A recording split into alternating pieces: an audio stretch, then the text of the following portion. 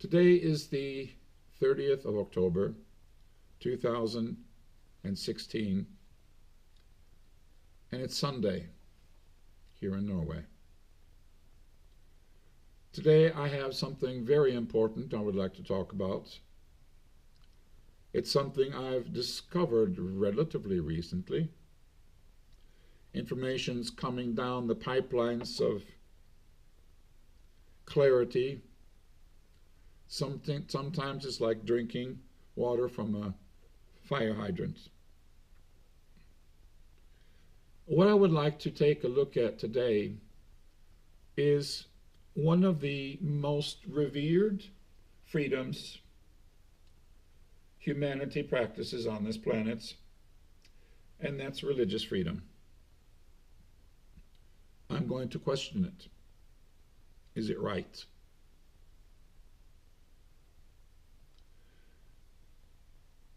I'm going to question it because what happens if the right to have religious freedom gives you also the right to hurt other people? Let's take some examples. In certain Muslim cultures, at least, in Islam, man has a right to oppress and have dominion, dominate women. They make all the rules. Man has a right to have several wives, and man has a right to even marry children. At least in Norway, are none of these things lawful or legal. We have equal rights in this country. It's only law to have one wife, and of course you cannot marry a child. That's pedophilia. In the Jewish religion, where it is practiced that their Torah, the first 5 Moses books in their Bible, are the source of their religion, there it states quite definitely that they are God's chosen people. And a lot of people in the Christian faith recognize that. They support Israel very much economically. I know that to be a fact. However, consider this. If a religion says that members of this religion are 1,000 times more valuable than anybody else, that's racism. Their God, spelled in the Latin language, is big G, hyphen, capital O, hyphen, capital D. In Latin, which means to hide,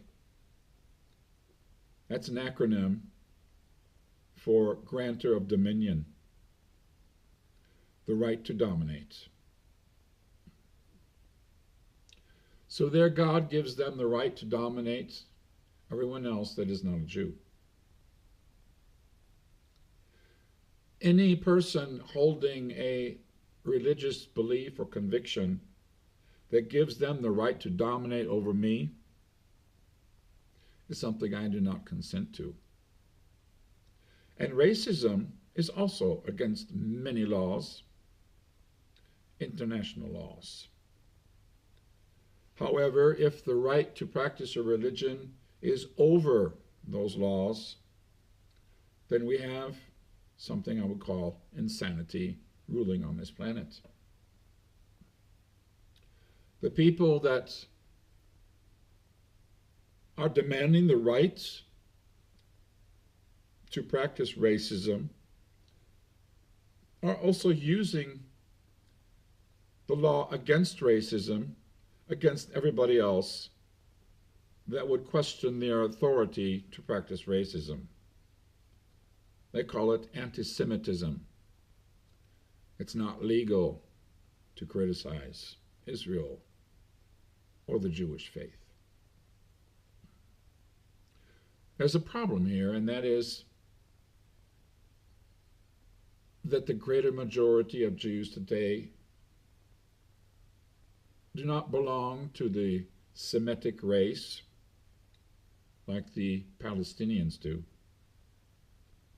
They actually repress the Semitics because their race comes from the Khazarian Northern European race, the Ashkenazi Jews. They're hidden. Their identity is hidden by changing names, practicing their religion in secret, pretending to be anything but Jewish. They're in different political parties. They run big organizations like the EU. Some of them are even royalty, like the Queen of England and their family. Some of them are presidents and ministers of state, but you wouldn't think them to be Jewish. Still, they claim the right to dominate. So we need to challenge that right to practice freedom of religion. We need to challenge all of our assumptions and remember that religion is based on assumptions, beliefs, things that are something you cannot know directly. It's said religion has to be that way. You cannot know the truth. I would say that's bullshit. There are epistemological good reasons to say that every single human being on this planet is created equal. They have the same intrinsic value. Some may immediately seem more valuable than others because they have more money or whatever, or authority or intelligence. But in my world, they're different cells belonging to the same body of humanity. In my world, all humans belong to the same family. All life forms belong to the same family, the greater family of life.